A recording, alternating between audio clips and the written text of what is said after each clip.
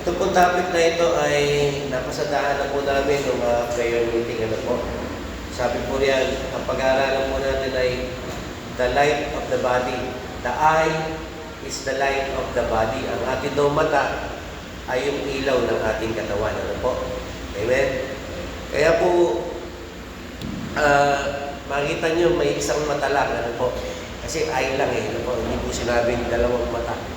So, sabi po sa Matthew 6:22 and 23, yung binasa po natin kanina, yung daw pong ilaw ng ating katawan, yung nagbibigay ng ilaw ay walang iba kundi yung ating mata. Ano po?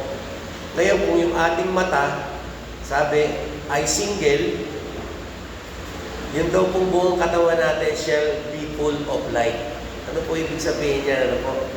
Nalito rin po ako dyan nung pinag-aaralan ko, pero kaya po pala sinabing single ay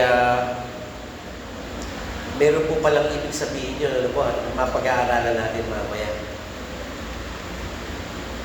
So sabi po rito, the Bible has a lot to say about the eye. The word eyes is found 478 times. The word eye is found 94 times sa Bible po. Ano? Not to mention the many times we find words like see it, seeing, watch, consider, behold, look at, and on we could do. Ano po? So makita po natin, marami. Yan po yung sinasabi, binanggit yung mata sa salita ng Diyos. Sabi po rito, the eye is referring to a person's perception. Ganun pala. Yung palang mata ay inahiling tulad sa pangunawa o pagkaunawa ng tao. Kung ano ba yung perception niya, yung kanyang tingin sa buhay, yung pala yung ibig sabihin. Ano po? Sabi rito, the eye in this case represents how a person perceives or focuses on things, whether they focus on what is good, pure, and righteous, or on things that lead them astray. So, yung mata po natin daw, nagre-represent kung paano tayo nagpo-focus sa mga bagay na baka Diyos o sa mga bagay na mapapahamak tayo. Ewan po ba? Yung mata ang nagde-determine. Ewan po ba? Naintindihan po? So, ang sabi po rito, the light of the body is the eye. If therefore thine eye be single, thy whole body shall be full of light. So makikita natin dito yung meaning. Bakit sinabi ng Panginoon na single? Single eye. Sabi rito, a single eye means having a clear and divided focus, single and whole. It suggests that if your vision or focus is pure, meaning your intention, desires, and actions are aligned with goodness and truth, your whole life will be filled with light. Light symbolizes spiritual clarity, wisdom, and righteousness. A single eye then implies a singular and destructive focus on godly things. Kaya po pala sinabi ng Panginoon na single eye lang. Kasi kailangan natin mag-focus lamang doon sa godly things. Singular, po? Hindi dalawa. Single, hindi married. Ewan po ba? Napansin niyo po ba pagka kuwari, kahit sa shooting o kaya archery, mapapansin niyo pagka tumatarget yung mga pulis o yung mga taong mayroong baril, ano po ang ginagawa nila? Sinisipat nilang ganyan, Isang mata lang ginagamit. Bakit? Kasi pagka isang mata lang, yung target agad. Ibig sabihin, nakikita nila nakapokus lang. Yun po yung ibig sabihin ng Panginoon. Hindi po ibig sabihin ng Panginoon na, tanggalin mo yung mata mo. Pero mapag-aaralan din natin yan. Po. Amen po ba? So nakita po natin na ang single eye ay kailangan ay singular. Yung undistracted, yung hindi nababother, nakapokus doon sa godly things. Sa godly things. Nakapokus lang yung singular eye. So the text verses are simple. Our eyes affect our whole body. Yung ating mata, naapektuhan yung buo nating katawan. Kaya pa pala, pag sinabi na pag ikaw ay single eye, yung katawan mo ay full of light. Pero pagka hindi single eye, yung katawan mo ay mag-full of darkness kasi naapekto kung ano yung nakikita mo, kung paano mo siya tinitingnan, kung paano mo siya nakikita, at kung paano ka nag-decide after makita mo yung mga bagay na nakita mo. Paano nakuha niyo po ba? Sabi rito, our eyes will determine if our whole body is full of light or full of darkness. What you look at will show on your face. Kung ano kayang tinitingnan mo, makikita sa mukha mo. How you look at things will show on your face. Kung papaano mo tinitingnan yung mga bagay-bagay, makikita sa mukha mo. How you look at people will show on your face. Kung paano mo tinitingnan yung kapwa mo, makikita sa mukha mo yan. Ano po? Sabi rito, your Christian life and your testimony will be greatly affected by what you look at and how you look at it. So yung ating Christian life, kung ano yung tinitingnan natin at kung paano natin ito tinitingnan, nakaka-apekto kung paano tayo mamuhay. At mismo sa sarili natin, naapektuhan tayo. Ano po ibig sabihin nun? Kaya nga po, lagi sinasabi ng mga pastor sa pulpit, mag-ingat kayo sa mga pinapanood ninyo, lalo na sa mga kabataan. Sapagkat ngayon, pag tumingin ka sa internet, lahat, makikita mo na kahit ano. Ngayon, kung hindi natin titingnan yung mga kabataan natin, kung ano yung ginagawa nila, pagdating na doon sa computer, pagdating sa cellphone nila, ay delikado po ang mangyayari. Ano po? Dahil maraming mga pornography na po ngayon, na madali, isang click lang po, lalabas na po. Eme po ba? Kaya yun po yung sinasabi ng ating Panginoon. At hindi lang naman po sa mga kabataan, pati po sa ating mga katandaan. Kaya ano po ibig sabihin? Kailangan, sabi ng Panginoon, magkaroon ka ng single eye. Ano? Yung single eye, yung nakapokus lang sa ating Panginoon. Hindi lang sa Panginoon, kundi sa mga maka-Diyos na bagay ay nakapokus lang. Ano po ibig sabihin na nakapokus sa maka-Diyos na bagay? Ano po? Ang ganda po nung inawit ni Ma'am din kanina, ano po? Ang sabi niya, ay punong-puno yung aking simbahan, sabi ng Panginoon. Pero yung aking field na trabahuan ay empty. Ibig sabihin, hindi na lumalabas yung mga Kristiyano ng mga panahon na iyon. Ano ibig sabihin ng hindi na lumalabas? Hindi na nagagamit ang mga Kristiyano para sa mga taong mga naliligaw. Hindi na nagagamit ang mga Kristiyano para mag-share ng banal na salita ng Diyos. Hindi na nagagamit ang mga Kristiyano para maipakita nila yung magandang testimonya na dapat makita sa kanila dahil tayo ay anak ng ating Panginoong Yeshua. Amen po ba? Amen? Palakpakan po natin ang ating Panginoon. So ano po ang ating dapat gawin? Bakit, Brother Sito, ito yung pinili mong topic? Sapagkat ito po'y mahalaga. Ano? At kung mapapansin nyo, Brother Sito, lahat ng mga kamalian ng mga tao, yun yung napapansin mo. Amen po ba? Amen? Sapagkat yun yung ginagawa natin mga tao eh. Amen po ba? At pagka hindi po natin ito naituwid, ay lalo po natin itong gagawin. Amen po ba? Amen. So mga ito po natin, pag-aralan natin po ngayon yung mga mata. Mga mata ni Angelita.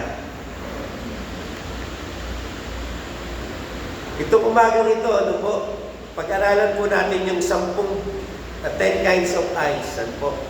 At hinati ko po ito sa 3 category. Ano po? Unang category po ay sa number 1 po, ano yan po yung ating unang category. Ang sabi riyan, eyes that distort. Baluktot na paningin. They corrupt the vision. Pagka yung mata mo, baluktot, kinukurap niyan yung vision mo. Baluktot nga di po ba? Sabi rito, these eyes stay in the wrong things and they darken the whole body. Ano po ang tinitingnan lang nito? At tinitingnan lang nitong baluktot na matang ito, ano po ay yung mga bagay na mali. Yung mga bagay na hindi dapat tingnan. Yung mga bagay na nakakapagpadilim ng katawan. Amen po ba? At sa under eyes that distort, sa letter A ay yung carnal eyes. Mata ng pagnanasa. Ang mata ng pagnanasa ay nakatingin lamang saan? Sa kasalanan, sa pagnanasa. Amen po ba? Sabi po rito sa Psalms 10:1-3, I will set no wicked things before mine eyes. I hate the work of them that turn aside. It shall not cleave to me. I will not set wicked things before my eyes. Sabi niya, hindi po titingnan yung mga wicked things, yung mga bagay na mali sa aking paningin sapagkat ito'y makakaapekto sa akin. Ayan po ba? Ano po? Sabi po sa Matthew 5:27, Ye have heard that it was said by them of old time, Thou shalt not commit adultery. But I say unto you that whosoever looketh on a woman to lust after her hath committed adultery with her already in his heart. Sabi po sa 29, And if thy right eye offend thee, pluck it out, and cast it from thee, for it is profitable for thee that one of thy members should perish, and not that thy whole body should be cast into hell. Ano po sinasabi? Pagka daw yung iyong mata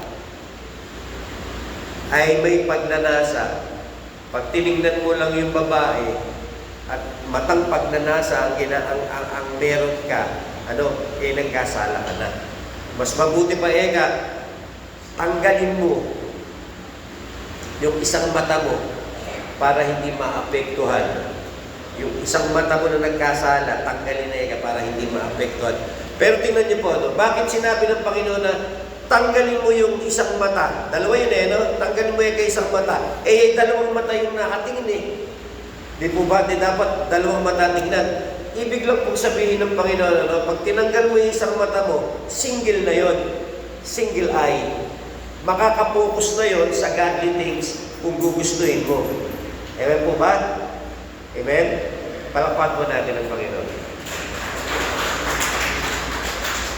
So makikita po natin, under eyes that distort, category eyes that distort, mayroong matang ng pagnanasa, at meron namang critical eyes, yung mapanghusgang mata. Ang lagi lang tinitingnan nito ay yung kamalian ng iba. Pero yung kamalian niya, hindi niya tinitingnan. Sabi sa Matthew 7, Judge not that ye be not judged. For with what judgment judge ye shall be judged, and with what measure ye mete, it shall be measured to you again. And why behold that thou mote that is thy brother's eye, but consider not thy beam that is in thy own eye? Or how will thy say that thy brother, let me pull out the mote out of thy eye, and behold, a beam is in thy own eye? So yung pong husgang mata, ay nakikita yung kamalian ng iba. Pero yung kamalian niya, hindi niya nakikita. Kaya nga ba, hindi ba sinasabi, tingnan mo muna yung tingnan mo muna yung muta mo, punong-puno ka ng muta, bago mo tanggalin yung muta ng iba. Yun po, ibig sabihin yan Alam niyo po, tao, ganun di po ba? Napansin niyo po ba? Kaya po, tinuturo sa atin ng Panginoon, wag ganun. Amen po ba? Palakpakan po natin ang Panginoon. So, under the eyes that distort, meron pong Letter C, conceited eyes, yung mayabang na mata. Mayabang na mata. Ano po? At ang tinitingnan nito ay yung laging pride. Yung sa sarili niya, yung bang, ikaw ang may mali, hindi ako. Ha? Ikaw ang mali, ako tama. Po ba? Amen. Kaya minsan din po, ganyan sa mag-asawa, ganyan din na nagiging problema Ano po? Hindi ako mali. Ano? Ikaw ang mali. Yung isa naman hindi patatalo, hindi. Mas tama ako, ikaw ang mali. Kaya nagkakaroon ng sigalot Pride papataasan ng pride. Ano po? Kaya nga sinabi ng Panginoon bago kayo magsalita, bumilang ka muna o kaya ay mag-isip ka muna bago ka magsalita. At pagka nakapag-isip ka na, ay magsalita ka ng naaayon sa gusto ng Panginoong sabihin mo sa kahit na sinong taong kausap mo. Ano po? Kasi, pagkagalit na yung tao, pagkatapos ay apoy pa ang ibubuhos mo, lalo mag-aapoy. Pero kung tubig ang ibubuhos mo, ano po ibig sabihin o kakalmahin mo siya? Po ba? Para doon ay pagdating ng pag matutulog na kayo, ay mag-uusap na kayo at hindi nyo palalagpasin ng araw na kayo ay magkagalit. Ano po ba? Amen? Palakpakan po natin ang Panginoon.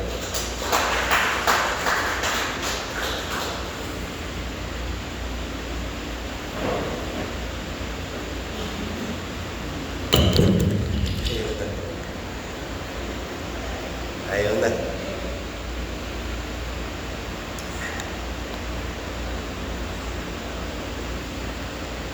Yun. Meron po dito yung under eyes na distort ulit, yung comparing eyes. Yung po bang mapagkumparang mata, yung po bang laging nakikita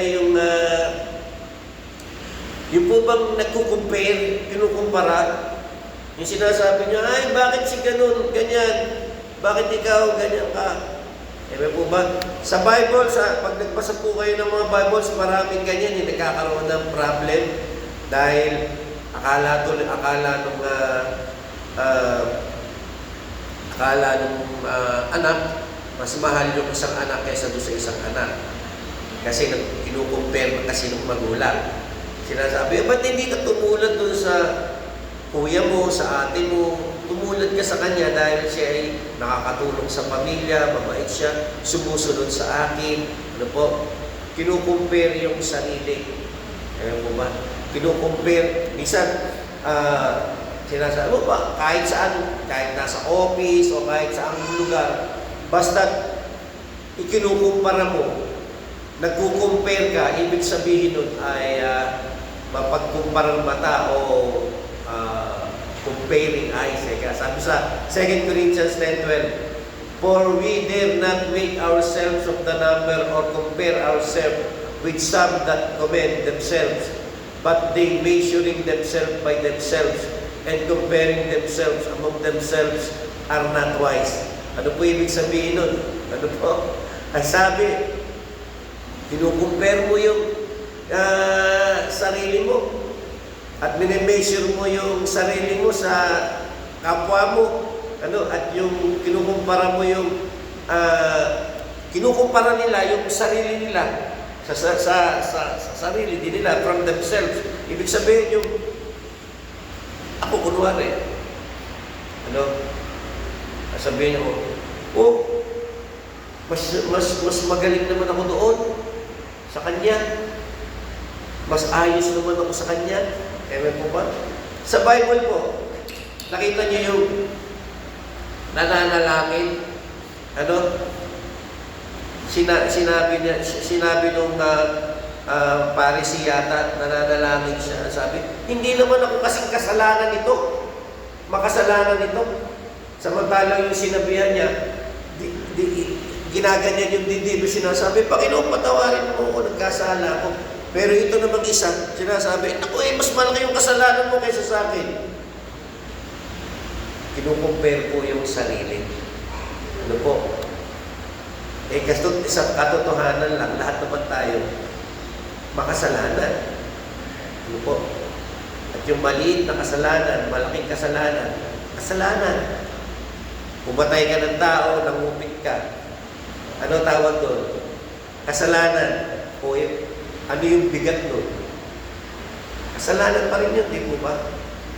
Ebe po ba? Kaya nga nung ako ay bata, merong sinasabi sa akin yung nanay at tatay ko, ang tawag nila doon ay white lies. Yung daw white lies, yung magsisinungaling ka, pero ang kahihinatnan ay maganda. Ano po? Pero nung yun po yung paniniwala ko noon, ano po? Kaya pagka sinabi, white lies lang naman yan okay lang yan. Di po ba? Amen? White lies, nagsinungaling eh. Pero, ang sabi po, ng banal na salita, yung kasalanan, wala naman pong sinabi sa banal na salita na yung bigat ng kasalanan ay tinitimbang. Wala po. Basta ang sinabi kasalanan po yun. Kahit gano'n man yun, kabigat sa pananaw ng tao, ay still, sa pananaw ng Panginoon natin, kasalanan po yun. Kaya nga sabi, tinignan mo pa lang yung babae, tapos may pagnanasa ka, sa isip mo pa lang yun, nagkasala ka na. Hindi mo pa ibinuka yung bibig mo, hindi, iniisip mo lang, tinignan mo lang, nagkasala ka na sa Panginoon. Ewan po ba? Palakpakan po natin ang Panginoon.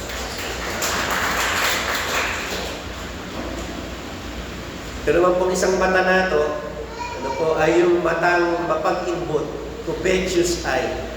Ano po? Sabi sa Proverbs 27:20, hell and distractions are never full, so the eyes of man are never satisfied. Ano po? Ewan po ba?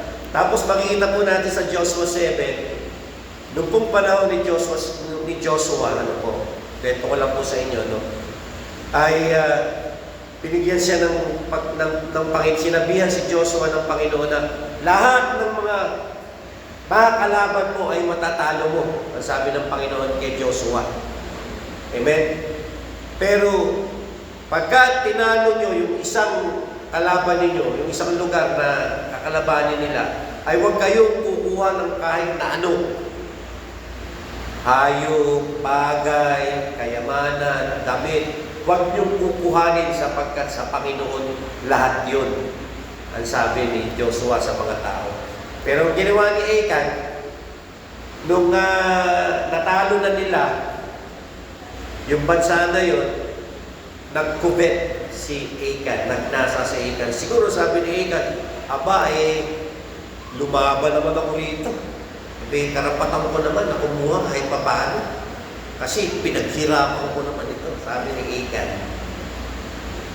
Yun yung naging dahilan kung bakit natalo sila ng maliit na bansa, natalo sila at pinayagan silang matalo ng Panginoon. Indeed, sinabi ng Panginoon kay Joshua, alam na ng Panginoon, merong nag-covet. Kaya hindi kayo kaya kayo pinarusahan. Amen. At ang nangyari kay Achan ay pinatay si Achan pati ng kanyang buong pamilya. Amen po ba? So yun, nag-covet. Yung po bang nag-imbot, ano po? Alam niyo po, ang sabi nga ng Panginoon, iniisip mo palang nagkakasala ka na. Pag nakita mo yung tao na maganda ang buhay niya, naglilingkod siya sa Panginoon, nagsisimba siya lagi, pagkatapos ay ginagawa niya sa abot ng makakaya niya, yung natututunan niya patungkol sa salita ng Panginoon, yung iba nag-iimbot. Amen? Ganyan lang naman yan eh. Simba naman ang simba yan eh. Pero gano'n naman ang ugali yan eh. Ano po? Ito po ay naiintindihan natin. At alam natin, nai-encounter natin yung mga salita na yun. Di po ba? Lalong-lalo na nung bago-bago pa lang po tayo nagiging Kristiyano. Amen? Na dati ang hawak natin ay tanduay, mga brother. Pagkatapos ay biglang hahawakan mo yung Bible. Pero po akong tita, ang tawag po niya ang ano po sa kanya si Ate Elsa Mesde, na pagka nung na ano po siya, nung na sharean po namin siya, pagkatapos naging faithful siya sa Panginoon, ang tawag na po sa kanya ay hindi na Elsa Mesde. Ang tawag po sa kanya ay Elsa Day. Elsa Day. Kasi iba na siya nag-iba na. Kasi binago siya ng Panginoon. At lahat tayo na-experience natin. Amen? Yun po yung pagkakataon na naiingit po sila sa atin. At nag-iinput sila sa katotohanan, yung nakikita nila sa iyo ay gusto nila maranasan. Kaya lang, ayaw nilang isuko yung buhay nila sa Panginoon. Ayaw nilang paniwalaan yung ating Panginoong Yeshua Christ. Ayaw nilang tanggapin yung ating Panginoong Yeshua Christ at nagkling-kling sila sa relihiyon na tinuro ng kanilang mga magulang, ng mga kanilang kanununuan. At yun yung kanilang sinusunod. No? Although, alam nila yung katotohanan, amen, kahit nagbabasa ka ng Bible araw-araw, ano, kahit pinag-aaralan mo yung Bible ng araw-araw, pero tingnan mo, wala kang makikita sa buhay nila na sinusunod nila yung salita ng Diyos. Sapagkat unang-una pa lang, hindi nila kayang isurrender yung mga bagay na pinaniniwalaan nila. Ano? At yun ay yun ay pinakaunang-una at pinaka-importante. Yun ay yung relihiyon. Ayan po ba? Palakpakan po natin ang Panginoon. Amen. Andito na po tayo sa pangalawang category. Ano po? Ang tawag po rito ay eyes that discern. Yung po bang mapanuring mata na nagpapaliwanag sa vision ng mata natin.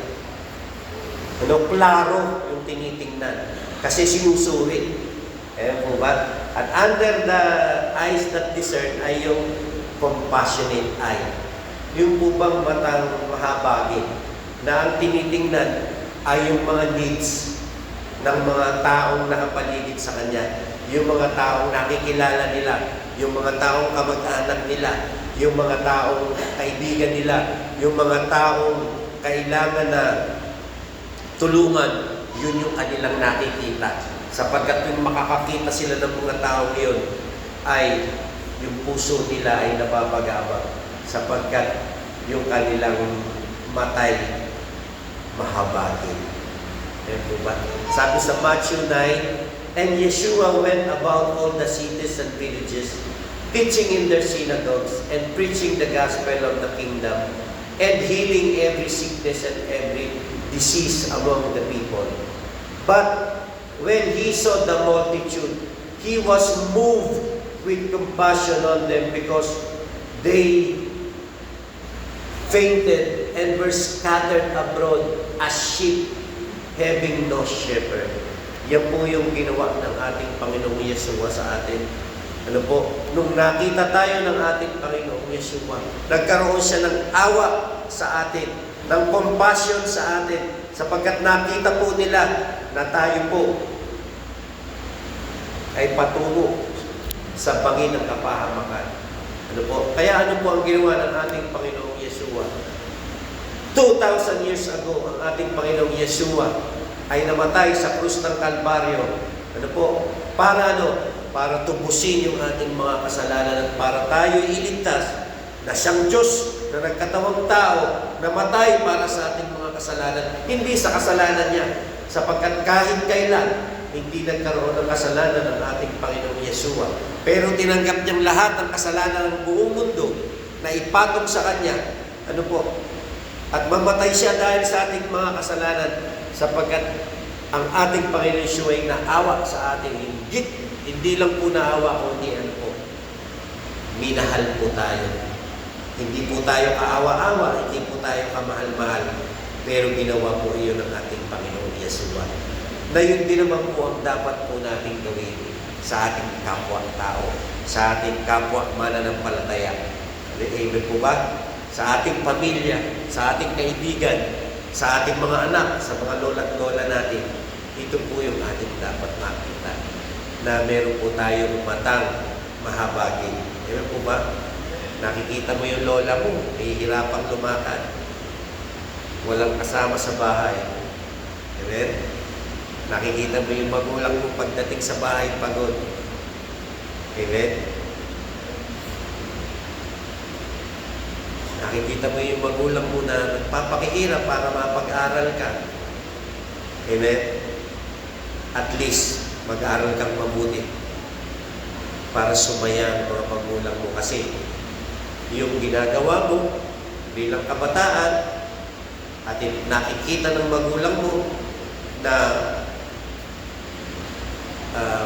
worth it, yung kanilang paghihirap, yung sacrifice nila ay worth it dahil sa nakikita ng iyong mga magulang na ginagawa mo ang best mo sa pag-aaral mo, napakasaya na po yun. Amen po ba?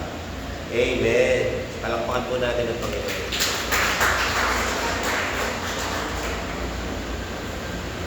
So,